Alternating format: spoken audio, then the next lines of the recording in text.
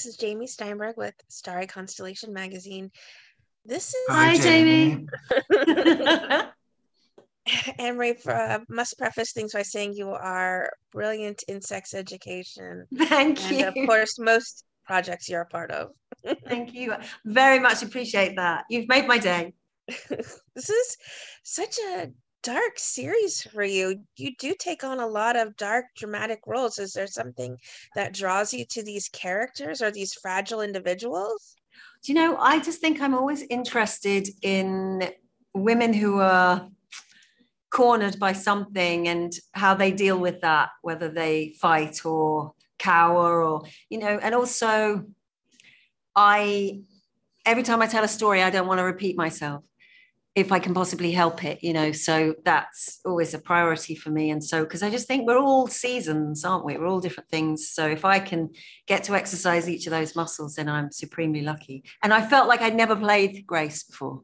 That was something I'd never done before, that woman. So I was really drawn to it. Claes, JP is overbearing, to say the least, and and I guess in a way deeply insecure, as he feels like Grace doesn't think he's good enough for her family. How did they originally describe him to you? What kind of backstory were you kind of given about his deep-seated I was feelings never about really him? given a backstory in that sense. I mean, I read the scripts and so that's how I sort of got into it. And I always sometimes I feel that the whole thing of trying to base something on a backstory or trying to, I mean, I don't, it's a hard one because, I mean, you don't really want to make sense of your character in a way. I really like sometimes that, the irrationality of it is also what, I mean, it's nice that this is just the scene and just do this now. And if you try to over explain it and then it's like, if it becomes too much like of something like math or something, and okay, so 1 and 1 plus this and this and this and this, and now you've got this character, then it's just like, then it becomes flat to me. It needs to be that you can't really explain it. Does that make any sense? Or is that weird? No, I think that there are different ways of dealing with it, but I know what you mean. The unpredictability of a bad guy is part of the charm of playing them, in a way. Who wants to play a hero? We always know what they're going to do.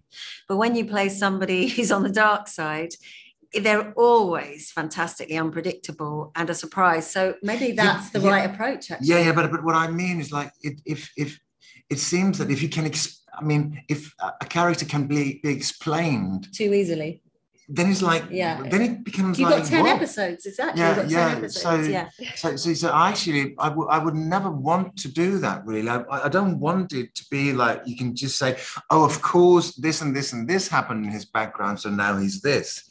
I think as everybody is like so much more complex and complicated and interesting than that.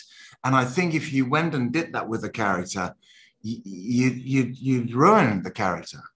You need to leave space in there for people to slip in and find themselves in it, I think. Well, Anne-Marie, Grace has a traumatic backstory about what's gone on in her family, and it seems to be what would really unite her with her sisters, but JP has sort of isolated her and taken her away from this family she's always had. Is it her deep-seated need to have a family that she continues to lean on JP and be there for him and take her away from her sisters, despite knowing that they've always had this connection and her sisters are her blood bond? I think that's sort of like a question with two answers in a way, isn't it? One is that she's in a coercive, very, very coercive relationship, and part of that is often isolating because he's so afraid of losing her that he has to keep hold her really tightly. So, but yeah, you're right. She loses her father when she's an adolescent, and who knows, a strong man could be very appealing. If she's sitting in the therapist's chair, I think that certainly could be an aspect of her attraction to John Paul, because at his best, he is a successful, strong, charismatic man, you know, and that will have definitely drawn her to him. But yeah, I don't feel for her it's a conscious decision to isolate. I feel that she's so terrified of doing the right thing. She's walking on eggshells all the time. And there's a part of her that's so desperately torn between that blood bond and keeping him happy and making her life easier, and not the tsunami of rage that could come towards her if she does the wrong thing. So she's walking a tightrope, really, isn't she? And so it's not self-imposed isolation. Well, I think so many of us are looking forward to exploring all of these dynamics come here when Bad Sisters comes out here shortly. So thank you both so much for your insights and these beautiful characters. I think a lot of people are going to love, hate, and find a little maybe intrigue in more than they expected to. Thank you so much, lovely. Thank you.